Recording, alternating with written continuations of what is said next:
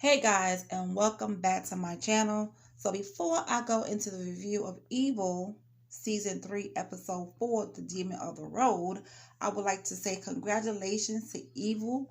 Once again, you have done it.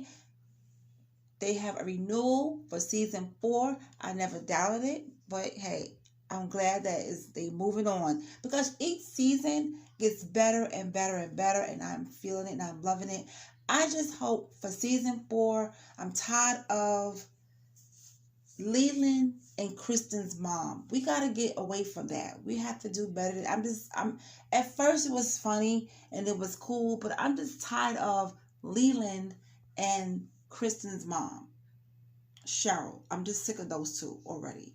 Put something else in there. And I hope for Season 4, I love her girls. Okay, her daughters. I do love them. But all that talking at once, let's die it down a little bit.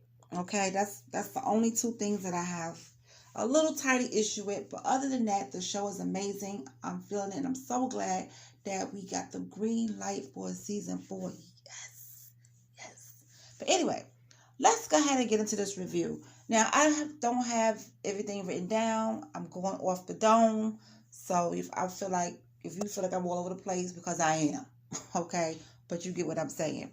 All I want to say is they need to leave Sister Andrea alone. Leave Sister Andrea alone. Stop trying to get rid of her. She's not going anywhere. Leave her alone. Okay? Sister Andrea, all she got to do is sick them demons on them. And guess what? George will have no problem getting to those priests. I can't, you know what? They trying to force her out. And for what? All because what Leland's saying? Leland getting on my nerve. Like, that's why I really, really wish he just go, because he just getting on my nerve. They could add more stories. They could add more mysteries or whatever needs to be solved, more cases. I would love to see more of that. But I'm just getting tired of Leland, and I'm getting tired of Cheryl, and I want them to die down, the daughters talking all over the place and being loud and all over each other. But other than that, leave Sister Andrea alone. She's not bothering anybody. She's a tough woman, and that's what they don't like. They don't like that she's tough and she stands up for herself, and that she's a true sister because she can see the demons and maybe they cannot. So, what does that tell you? But anyway, let's move on. Now, David is inside the confession booth, and a woman comes in there, and she feels by her coming there was under false pretenses because she'd been calling the church to get help for her husband, but what happened was no one is answering back. And it's been weeks, and she needs help for her husband now, because bust this out. This is what's going on. The wife of the trucker thinks her husband is possessed after driving down a haunted highway, they call it. And some of those truck drivers also feel like something's going on with those highways as well. But anyway, all right, so the assessors go out, which is Ben, David, and Kristen. And of course, they have to drive the road in question. Okay, they have to drive it.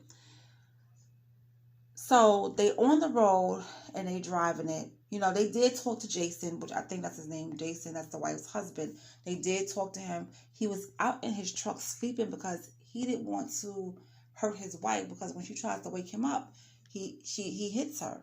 So he sleeps out in the car because he feels he's possessed or something's going on. So they have a conversation with him. So now it leads up to them going on the road, and they get to a certain point in the road where the car, the radio start acting weird, and then 666 FM pops up.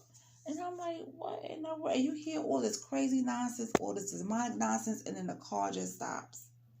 So they get out to see what's going on, but then they see something in back of them with red lights, red eyes, or whatever you want to call it, chasing them. But it only chases them to a certain point.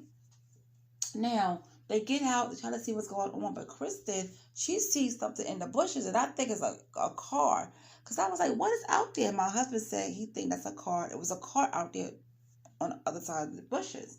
So she was like, okay, let's hurry up and get back in. So all of a sudden, everything turns back on, and they are back on the road, going back to whatever. Okay. So it makes it seem like at a certain point in the road, there might be some type of, haunted stuff going on. You know, when you're driving a long stretch and there's nothing out there for hours, you know, your mind could drift off a little bit. But then the guy in the diner said he did witness something, and there is, you know, some things going on out there. Okay. So let's go back to Sister Andrea. I'm just so mad that she's under attack. Okay.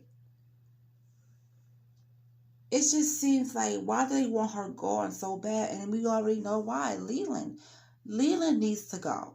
I'm sick of Leland. And then I'm also mad with the psychiatrist, the therapist that Sister Andrea went to, because he had his own issues as well.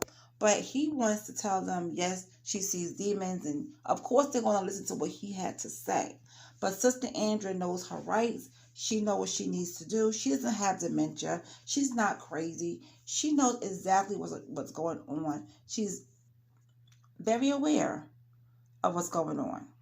Okay, so that is that. And they need to leave her alone, because I'm getting sick of them bothering her.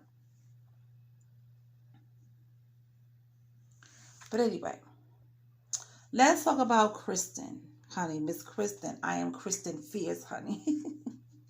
Now, the guy that she beat up in the grocery store knocks on her door, shows up, and has his camera already because he wants an apology from Kristen. So her girls are, of course, they in her business. Mom, kick his ass and all. I'm like, these girls are just too much. So she tells them to go inside, and she closed the door. And at that point, we didn't see her apologize, but her daughter went downstairs and came back up and said she apologized.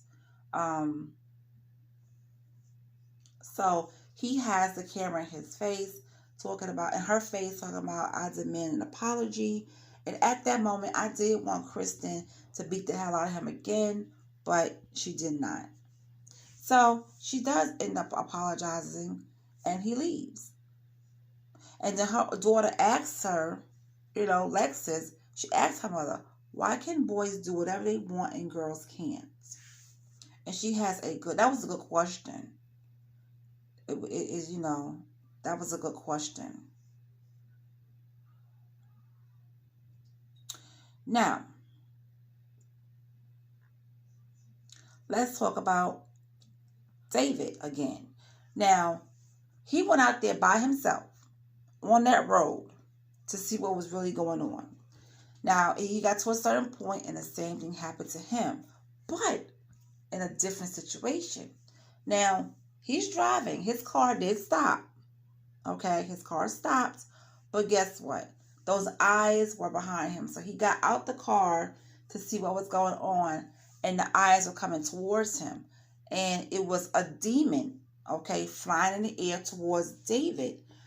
Now, he's running. And then all of a sudden, this flash of light opens up, and there is some type of angel, I guess, with a sword or something in his hand, and the demon goes away. All right? And at that moment, I feel as if I can't even explain that. So if you guys could help me out to explain that part, I would appreciate it, because what I got from it was David was running from his demons. He knows that he's been going through some things, and that demon is something that he's been, you know, as part of, was attached to him. So he's running from it, but he sees a light of good. So there's hope for him. And by him seeing both of those things, he's on the road to doing good. It's just that he cannot give in to his temptations. That's what I kind of got from it. Let me know if I'm on the right track. You guys let me know. Tell me in this comment section, because I really want to understand that part. And he did have a conversation with Sister Andrea about it. And I think she's the perfect person for him to have that conversation with. Okay. So what else we got going on? We know that they went to, the assessors went to the diner where all the truckers are. And that's when they just, you know, met that guy. And he said, hey, it's, you know, the truckers go around that area. They don't go through it anymore. And let me back up. While that happened, and while David is standing in the street looking at this light, and as the light phases off, guess who comes behind him in the truck? Jason. Because he did try to call Jason. But it just seems like it was just, by him showing up there, I don't know. It just really weird. It was really weird.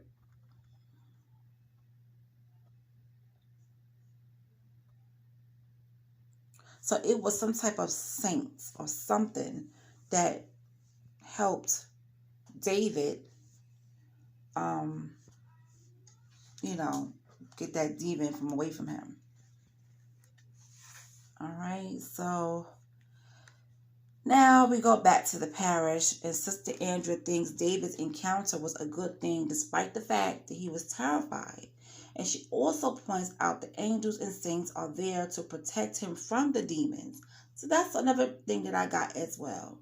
And she's assumed that he's resisting temptations of the flesh and that he encounters in his daily life, which at that time, David has a quick flashback of Demon Kristen, who he had a thing going on with, right?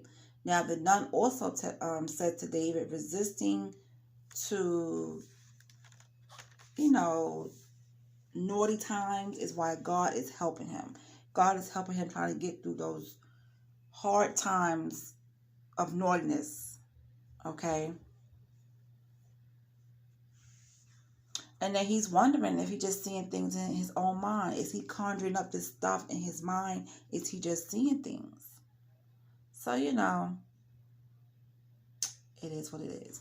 Now, the three of them go back on the highway, and then Ben is also tracking radio signs. And then he realizes that someone is broadcasting at an 18.9 hertz, aka the ghost frequency, which can cause anxiety and optical illusions. The red eyes pursue them once more, but they're no match for Kristen, who's driving. She bangs a U-turn right in the middle of the road and follows the transmission static until they find a barn. Okay? And it is connected with the broadcaster equipment and a truck with a giant antenna in its flatbed. Okay, so somebody been messing with them and other truckers. And that same demonic sigil that was on the dude's truck early in the episode, there's also a handgun in the truck of the front seat of the truck as well. So Kristen, honey, she gets to smashing the equipment to pieces, and then the truck's owner come out and starts yelling, saying all types of stuff, and Ben realizes that's the guy was just online clout chasing, Everything is now smashed up. He's upset, and they're on their way out. And they don't see Victor LeConte in the car with another man. And then he says, wipe it down for Prince. Victor tells his associate in Italian. So, later on, in David's room, Victor pops up to let David know that he's eliminated a demonic family. The clout-chasing truck owner shot himself in the head after they left. And since his successor couldn't feast on his flesh, and in order to carry on the house, that the signal can get the Emily Thorne Red Sharpie treatment, David accuses Victor of killing the guy, but Victor calmly says that he only got rid of the body before succession could take place. And they said they've been following you ever since you let the medical student cannibalize his cadaver, and that happened in season 2 of the finale. So these people out here watching folks, just to be watching. So now we go back to Kristen's home. So the guy that's doing her home tells Kristen they need another $10,000, I think, to do something else in the house. And she's like, no. And he says, well, this is the arrangement me and your husband had. And she was like, no, you didn't talk to my husband. So she started knocking down things, okay, in front of her girls. And of course, that's to show them that guys can not only do what they want to do, girls can as well, I guess. And he says, okay, no problem. And then he agrees with the terms of Kristen. So this episode was pretty good. I'm sorry it was so long, but I just wanted to make sure I got through everything. I tried quickly. But this episode was really good. I'm noticing they doing things in this episode with a lot of demons. I'm not sure what the next week's episode is going to be about, but it's going to be good. It's going to be good. So, you guys, those of you who are fans of the show and watch the show, let me know in the comment section. What did you think about this show? I'm at the point where I am not feeling Victor LeConte just be popping up in David's room like that. Like, who the hell you think you are? You know what I'm saying? And that other guy that was in the car with him, Cottages, Priest Cottages, I think it is, that's bothering Sister Andrea. I don't like him. They can get rid of him. They can get rid of that damn Leland, because Leland has gotten on my last nerve along with Cheryl. All right?